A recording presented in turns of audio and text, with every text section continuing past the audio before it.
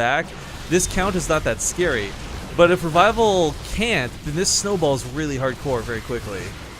Yeah, and the Lings, you know, they only just got speed. There's not a whole lot of them. It's Revival looks to be going down. Yeah, because like now, Yonghwa is in this like position where Revival can't dance around the issue. You know, like he's gonna either kill the natural or not. There's no trying to buy time. So all the roaches gonna come in piecemeal, and that's not gonna work out. The drone's being pulled, not a good sign. This is what I'm talking about though. Like Revival's, I feel. Like if you scout, if you're looking to do aggression, you're doing scouting more diligently, more frequently. But because you play this more passive, you play greedy, got a lot of drones up early on, really felt the wrath of that attack. So game number 1 going to go to Yonghwa. As it turns out, by the way, Crank did win 2-0 over Choya already. So Pricey Gates, anyone? I don't know. But so Crank's in the finals, waiting for the winner of the series. Cool.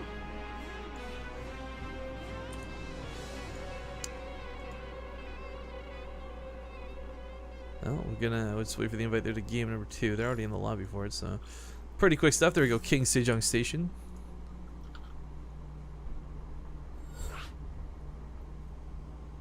For you guys talking about the show match yesterday, I did get the VODs online before I went to bed last night, so those are all up on YouTube if you want to go see them if you missed them live. But this is starting pretty quick, so we shan't dilly dally.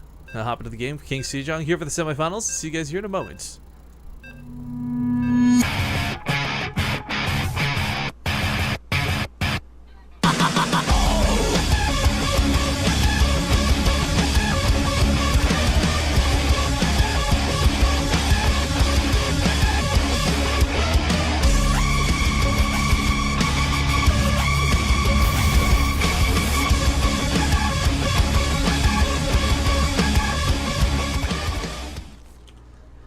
Alright, welcome back guys. We are in game at number 2 in this best of 3 semifinals match for the OlimoLeague number 3. The winner of this goes out to fight against Crank in the grand finals. And of course both these players being in the semifinals, I think it was $10 for 3rd and 4th place, right? Yes. So a little bit of cash in the pockets for today, not too bad. But spawning here in the bottom right corner of the map, wanting more than a little bit of cash, it is going to be CM Storm's very own NMrUUG player Revival. In the upper left, as the purple Protoss, it is Yonghwa. I thought Emil was with us that first game. I should have typed Yonghwa, but I realized Protoss was easier to type. So, I can't hope you can put 2 and 2 together. Emil's a smart cookie. But anyways, this is... I kind of feel like... this story of Revival, we saw him do similar instances in the Dragon Invitational where he was getting really punished for those greedier builds. It's something that is just a trademark out of a lot of Zerg players. Take that 3rd hatchery as soon as possible if you can get to that point. You know, actually, speaking of the girls' show match, Queenie versus Livy B was a perfect example of this on King Sejong. Like, if your 3rd hatchery is up early, yeah, you're going to have a lot of economy. That's when you get the Hydras out. That's when you get the ability to actually defend what's coming. Revival, however, didn't get that time. Yonghwa hit really early, and he was never really able to take advantage of the economy he gains from that 3rd, so kind of sucks. Got a very awkward donation though, $5 coming in from Ronin of Dreams. Ace Kate is love, Ace Kate is life, Ace Kate is for... I'm not going to read all of that, but I dare you to argue differently. In other words, adding to Mr. Boris Makarov's kindling of a donation hype and much, and then gets cut off, because I guess you don't know how text limits work. But thank you, Ronin of Dreams. You're awesome. But Revival again with a 3 hatch before pool, and he's gonna get cannoned this time. Yonghwa. Oh, Yonghwa's like, Revival, please. Revival. Revival, please. Who do you think you're up against? Yeah, this is a tricky one though. You know, Revival, he's got the scout off on the Overlord because King Sejong close by air kind of saw the Nexus, figured okay, gateway expand. But it's actually a forge in the main. Like yeah, this is a bit odd to when you see. forge fast expand, you always go for the front unless you're really trying to keep it a secret and really surprise them.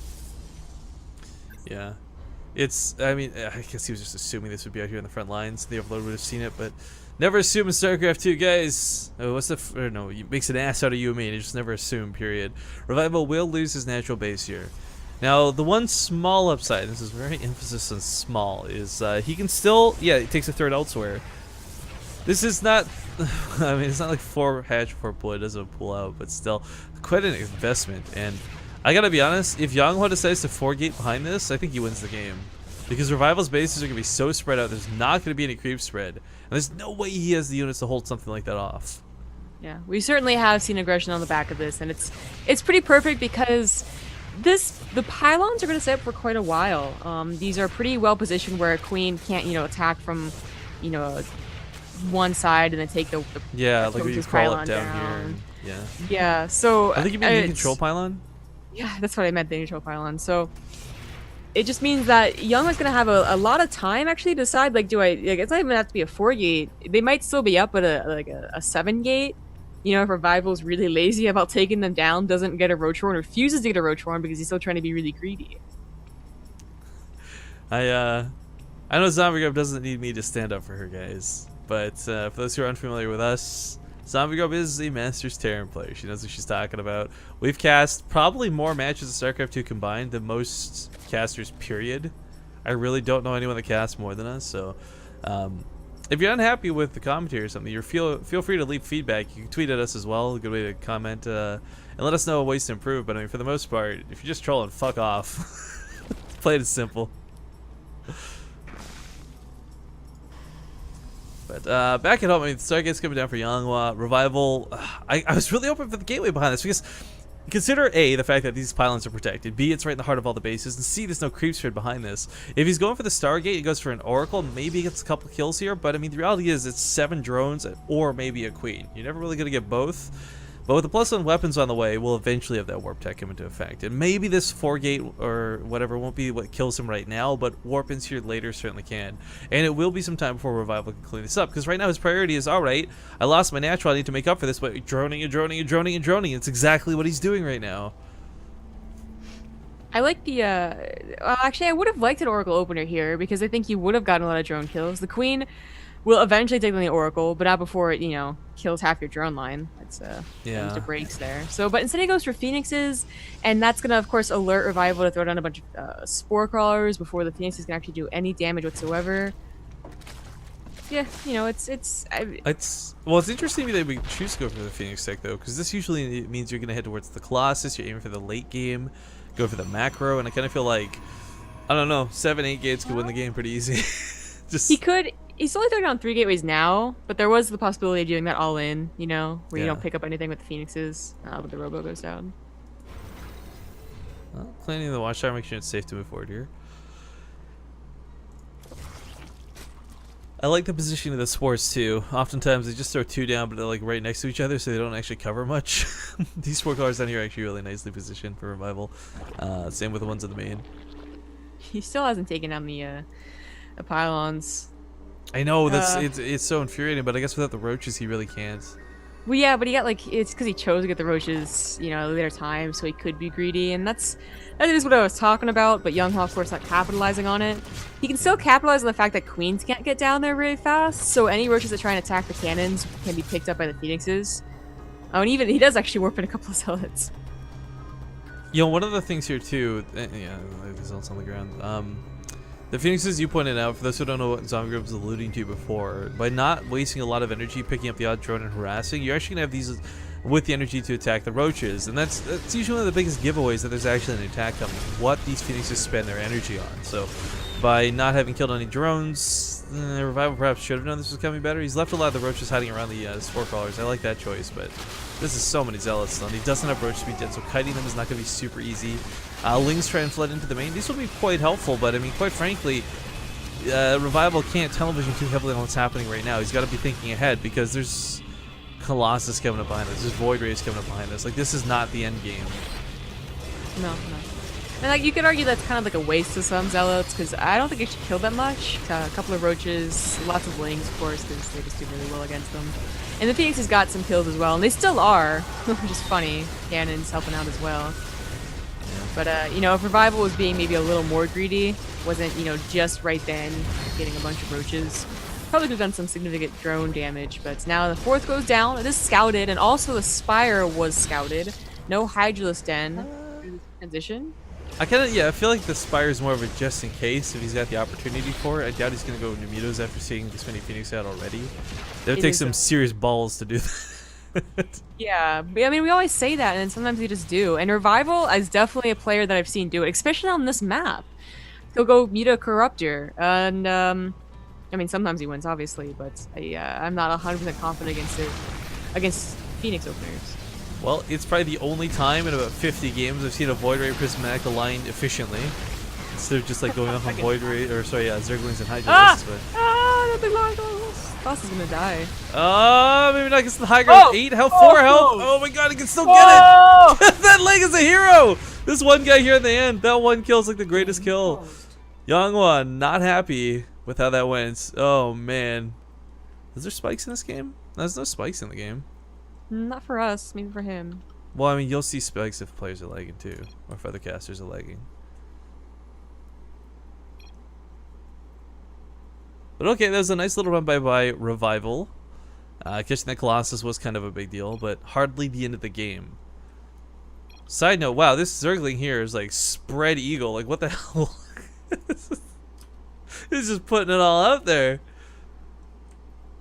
Anyways, we do have Corruptors coming up behind this. The Corruptors will be good at killing Colossus if they're still there. If they can thin out some of the Phoenixes, maybe that becomes a little bit different as well. I don't know what they're saying. If I stab a wild guess in the dark, it's probably like, fucking casters lagging. Plebeians, get out of our game.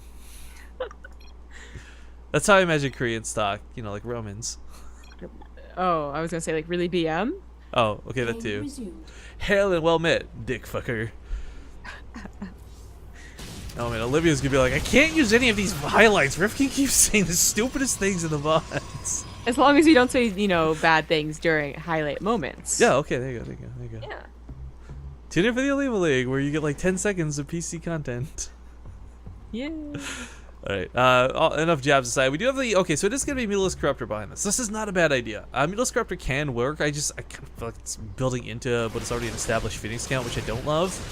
He will pick up one of the Phoenixes to start, though, so not a bad beginning to this.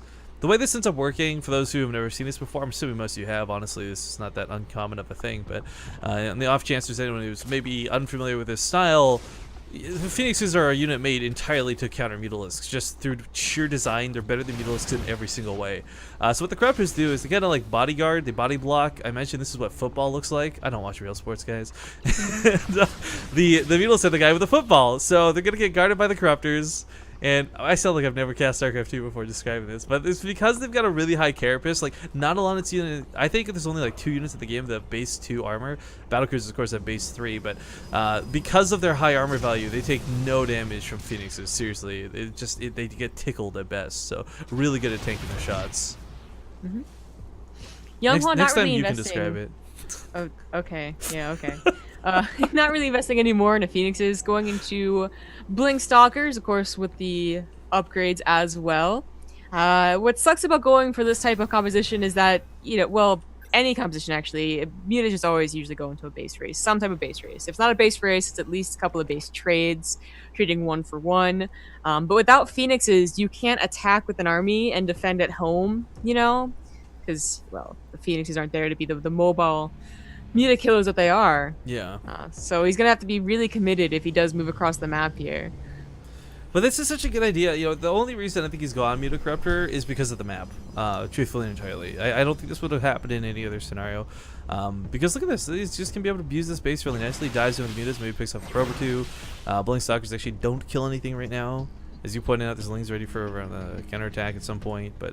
Yo, this 5th base out of Revival is what I like the best. He is getting away with so much greed this game, where he's been punished for it every other time, and I think we're going to see an example of like why he plays this style. Because when you can get away with it, you get really away with it. It's all off the back of, you know, losing the hatchery too. Yonghwa, probably maybe, you know, the better game plan would have been abusing the fact that he did get those pylons up, but he is playing out the long game, and maybe he'll learn to regret it, or maybe things won't go so bad for him. Now, I'm really worried about right now is that he doesn't have any High Templar tech. Storm's not really that useful against mutas. Sometimes they do have damage to the Corruptors. That really helps out, but it is about having the Archons that splash damage. So Revival is just basically saying like, you leave my 4th base alone. No touchy. Yeah. No touching! No touching! I was imagining the Empress New Brew, but I'm good too. Oh, I was thinking the C word here with George Bull Sr. Anyways, Corruptors are, well, gonna kill all the Void Ray, I guess, which is nice, but the Blink Stalkers actually doing a great job of dealing with Mutalisks. Too many of these are bleeding out. Revival should probably not have fought as soon as those forces went down, just falling back. Yeah, that was weird. That was weird. I mean, the Phoenixes went down really quickly, so they weren't in that much damage, but just as many Blink Stalkers as they were, and the meters weren't exactly... You're not pushing up here. Try somewhere else. Really? He's gonna try and push up here? I guess. Right. I mean, he's gonna take the damage for it. This is Revival just buying time, though. I mean, this is the thing with Spinecrawlers. They're never really like bunkers or like cannons in that regard. Spinecrawlers are always just made to buy yourself time, and as we see, working pretty nicely here. If you focus down that Mortal with the Mulus, maybe? What's he waiting for to go in here? 26 links are on the way, but he's bleeding out all of his DPS. Corrupts like half the army. Wow, that APM. Holy crap. That looked like a blinding cloud. I was like, when it did! Oh my god, for those who don't know, like, you have to single target corruption. So like that's kind of insane, that micro there. It does make you just take a little bit more damage. Not insanely a lot more, but the Immortals start falling. The Stalkers still have a lot of damage versus this. Revival with some very odd control, still bleeding out units left and right here. And the Corruptor, sadly, not soaking the hits like I think he wants to. He's like leaving them on the front lines to bait out hits from the Stalkers. The Spinecrawlers, though, man, these Spinecrawlers, though, all these Stalkers are so freaking low. Yonghwa's got an army that's going to die when it actually engages. I don't know who it's actually going to work out for, though. Like, Revival, surprisingly, not doing so great. Of course, the he doesn't have a lot of mutas. I mean, 30's okay, yeah, but that's true. This is so many Blink Stalkers. Like, he can never fully execute these. I like that he's giving out the base. I mean, he's on 5 bases. He doesn't need this base right now. Oh, you know what? If Fungals were around with those Spine Crawlers? God. Oh, that's definitely never pushing up there. But Revival, like you said, he doesn't really have that high of a kind of Mulus. The Corruptors are now useless because there's no Corruptors around. And a counterattack wasn't a viable option unless you just wanted Yonghwa. I mean, it was a viable option, but I don't think Revival was 100% certain about winning the base trade. It's like a mono battle coming out of Yonghwa, honestly. Jones pulled into this, more corruption just going down all over the place. A little bit of extra damage also going to influence the glaive bounces quite a bit. But Revival, 26 links are on the way. 8 more mutas are coming, but I don't know if it's going to be enough. I don't think it's going to be here in time. 3 Stalkers. There's just nothing but Stalkers in this game. This is a mono battle through and through. It's like, what do you do to counter these Stalkers? Well, without Hydras, not a lot. So, GG, Yonghwa will take the series semifinals, and he's going to go fight Crank in the grand finals. A best of 5 over there. Whew.